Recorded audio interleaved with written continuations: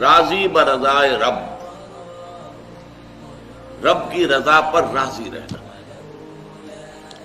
یہ بات کہ جو بھی کچھ ہوا یا ہوگا وہ اذن رب کے بغیر نہ ہوا ہے نہ ہو سکتا ہے. یہ تو ایمان کا منطقی تقاضا ہے.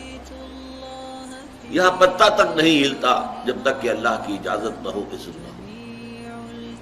تو جو کچھ ہوا اللہ کی اجازت سے ہوا، خواہ اس میں درمیان میں کتنے ہی عوامل آ گئے ہوں. کسی نے اٹھا کر آپ کو پتھر مارا، لیکن یہ پتھر آپ کو نہیں لگ سکتا تھا اگر اللہ نہ چاہتا. پتھر مارنے والے کا عمل اپنی جگہ ہے، لیکن آپ کو اس پتھر کا لگ جانا جو ہے یہ بغیر اذن رب نہیں ہے. لہذا اس کو سمجھیے کہ اللہ کی طرف سے آیا. ایک اس میں لطیفہ بھی ہے کہ ایک درویش یہ کہتا ہوا جا رہا تھا ایک جذب کی کیفیت میں، جو رب کرے سو ہو، جو رب کرے سو ہو، جو رب کرے سو ہو. ایک شخص نے اٹھا کر اس کے سر پہ پتھر نے مارا. اس نے پلٹ کر دیکھا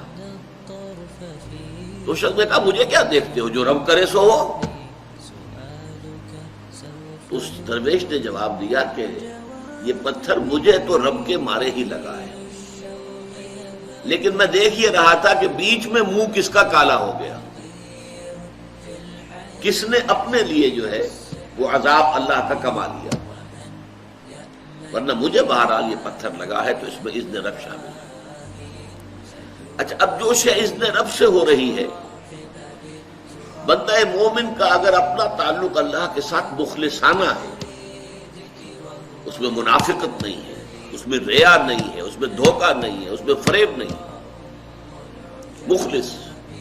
مخلصین لہ الدین، تو اللہ تعالیٰ کا تعلق بھی اس کے ساتھ ریسیپروکیٹ کرتا ہے. اللہ تعالیٰ انا عند ظن عبدی بی، حضور یہ اللہ کا قول ہے حدیث قدسی میں کہ میرا بندہ میرے بارے میں جو کچھ گمان کرتا ہے میں وہی سلوک اس کے ساتھ کرتا ہوں.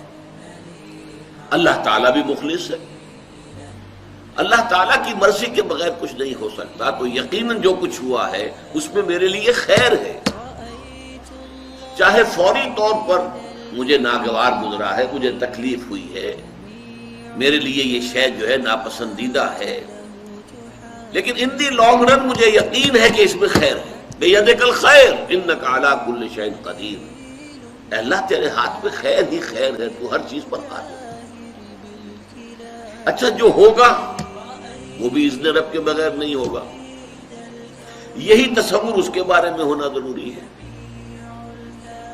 اسی کا نتیجہ یہ نکلتا ہے جس کو قرآن مجید بار بار کہتا ہے، بار بار کہتا ہے، بار بار کہتا ہے، لا خوف علیہم ولا هم یحزنون. کیا مطلب اس کا؟ نہ ان پر کوئی خوف ہے نہ حزن سے دو چار ہوتے ہیں. عام طور پر یہ سمجھا جاتا ہے کہ یہ آخرت میں ہوگا. آخرت میں تو بتمام و کمال ہوگا، دنیا میں بھی ہوتا ہے. خوف کس بات کا بھائی؟ ہوگا وہی جو میرا رب چاہے گا. وہ میرا دوست ہے، میں اس کا ولی، وہ میرا ولی. الا ان اولیاء اللہ لا خوف علیہم ولا هم یحزنون. جو اللہ کے ولی ہوتے ہیں، اللہ کے دوست ہوتے ہیں، ان کے نہ کوئی خوف ہوتا نہ حزن ہوتا. خوف کس بات کا؟ ہوگا وہ جو اللہ چاہے گا، اور جو کچھ اللہ چاہے گا اس میں کوئی نہ کوئی خیر ہوگا، چاہے فوری طور پر مجھے نظر نہ آئے. قرآن کہتا ہے سورہ بقرہ میں عسیٰ ان تکرہوا شیئا وہو خیر لکم وعسیٰ ان تحبوا شیئا وہو شر لکم.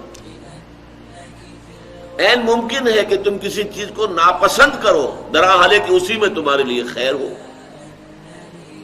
اور عین ممکن ہے کہ تم کسی چیز کو پسند کرو درحالے کہ اس میں تمہارے لیے شر ہو. اللہ یعلم وانتم لا تعلمون. اللہ جانتا ہے، تم نہیں جانتے.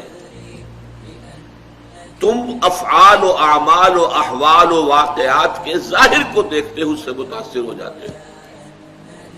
اس کے پردے میں کیا مشیت اذنی ہے، کیا ارادہ خدا بندی ہے، اس کے پشت پر کیا چیز ہے جو اللہ تعالیٰ کو مطلوب ہے، یہ ہمیں نظر نہیں آتا. We are short sighted. ہماری نگاہ جو ہے بس کچھ دور تک جاتی ہے، اس سے آگے نہیں جاتی. لہذا افعال و اعمال و احوال و واقعات کے صرف ظاہر پر ہماری نگاہ ہے، باطن پر تو ہے ہی نہیں. لہذا ہم اس سے متاثر ہوتے ہیں. تو در حقیقت ایمان کا حاصل الا ان اولیاء اللہ لا خوف علیہم ولا هم یحزنون. اللہ کے دوستوں پر نہ کوئی حزن ہے نہ خوف ہے، کوئی سوال ہی پیدا نہیں ہوتا.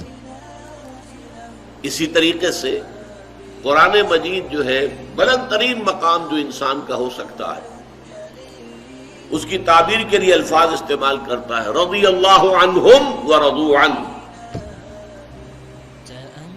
اللہ ان سے راضی ہو گیا، وہ اللہ سے راضی ہو گئے. یہ باہمی رضامندی ہے، دو طرفہ. دو طرفہ اللہ کے ساتھ تعلق ہوتا ہے، دو طرفہ تعلق ہوتا ہے. تم اللہ سے محبت کرو گے، اللہ تم سے محبت کرے گا. تم اللہ کے ساتھ مخلص ہوگے، اللہ تعالیٰ تمہیں واقعتاً اپنا مخلص بندہ بنا لے گا. تم اللہ کی طرف چل کر آؤ گے، اللہ تمہاری طرف دوڑ کر آئے گا. تم بارش برآؤ گے، اللہ ہاتھ بڑھائے گا. تم اسے محفل میں یاد کرو گے، اللہ اس سے کہیں بہتر محفل میں تمہارا تذکرہ کرے گا، ملائکہ مقربین کی محفل میں. تم اللہ کو اپنے دل میں یاد کرو گے، اللہ اپنے جی میں تمہیں یاد کرے گا. یہ دو طرفہ معاملہ ہے. تم اللہ کی مدد کرو گے، اللہ تمہاری مدد کرے گا. ان تنصروا اللہ ینصرکم ویثبت اقدامکم.